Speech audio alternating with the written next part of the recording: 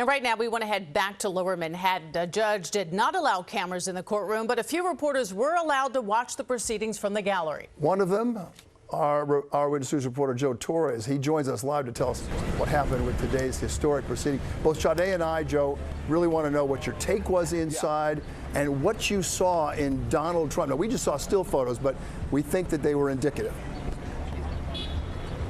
Well, Bill, first thing to point out is that this court proceeding today was not what defense counsel Joe Tacopina thought it would be, a quick arraignment. And we've seen so many, they're 3 or 4 minutes. Mr. Trump walked into the courtroom at 2:29 in the afternoon. He exited the courtroom at 3:25, so almost an hour. And he walked in, all-American blue suit, white shirt, red tie, and he walked into a courtroom that was full, but it wasn't standing room only with members of the media. I was in the 4th of 6 rows on the left-hand side, and there was a court officer assigned to each row. They were monitoring our activity during Mr. Trump's presence. Probably about 24 court officers, several Secret Service officers as well. When it got to the point where the judge asked Mr. Trump and his defense counsel, how do you plead to the 34 counts of falsifying business records, it was Mr. Trump who answered, not his lawyers, and he said it clearly and distinctly, not guilty. And then after, Bill and Sade, perhaps the most compelling part of today's appearance, the people made a case for a protective order when it comes to discovery, those investigative materials that have been put together by the DA's office over the last several months. That information will be turned over now to the defense, and what the people was asking for was the judge to prohibit Mr. Trump and his lawyers from disseminating that information publicly, either through press leaks or on social media. And what they used to substantiate their claim were previous posts that we have seen made by Mr. Trump in the past week or two, posts that they described as threatening, irresponsible, jeopardize public safety and the administration of justice. Well, you can imagine the response from defense counsel. They stood up and said, us speaking publicly. The members of the media had bits and pieces of the indictment last week through leaks. The prosecution's star witness, Michael Cohen, was speaking on the courthouse steps virtually every other day, doing interview and after interview and after interview. They said Mr. Trump got frustrated that so much information was being put out that he lashed out.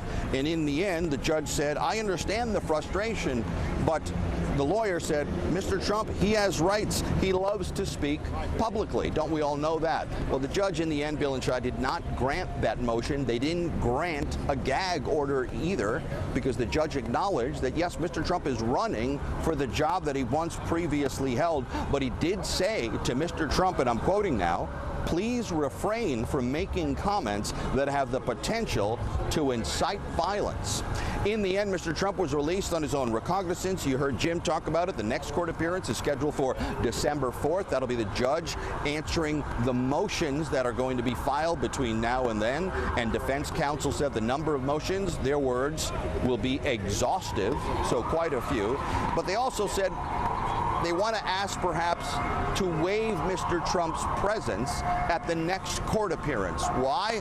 Because of all of this, the logistics and the cost to the city. They said if Mr. Trump doesn't have to appear and save the city some money and not have to go through all these logistics, that might be best. The judge didn't exactly buy it. The judge said, yeah, it's a logistical nightmare. Yeah, it is expensive. But the judge said, in the end, our preference is that defendants be present in court. Live in Lower Manhattan, I'm Joe Torres, Channel 7 Eyewitness News. Joe, I want to go back to the exchange that you talked about with the judge and Mr. Trump. We were just looking at the still picture of him listening to the judge, and it seems like he just really felt the gravity of that moment. And the judge asking him about understanding the proceedings, and he apparently just nodded. But the judge said, you know, that wasn't enough. He needed to hear from Mr. Trump, and that's when Mr. Trump said yes. It seems like that moment really hit home. What was it like for you as you were watching that exchange? Well, I think all of us were waiting with bated breath to hear actual words coming from the mouth of the 45th president of the United States as he appears in a criminal court. And he did say not guilty. He did say yes to a couple of questions when asked by the judge, do you understand what it is that I'm saying? But perhaps most poignant of all, 5 members of the media with cameras, still photographers, were allowed into the courtroom before the start of the proceeding. They walked into the right side, went to the jury box, put up their cameras, started taking pictures. Throughout 90% of that, Mr. Trump was facing the cameras the whole time, looking right at them, sort of sending a message that says, I'm here, I'm ready to fight. In the end, Bill and Sade, this is analogous to the reason why we watch sports, to see things that we don't see each and every day. Well, today, political, judicial, history that we don't see every day. In fact, we've never seen it before. Was he looking angry or was he looking downcast? That will be debated much through the night, Joe.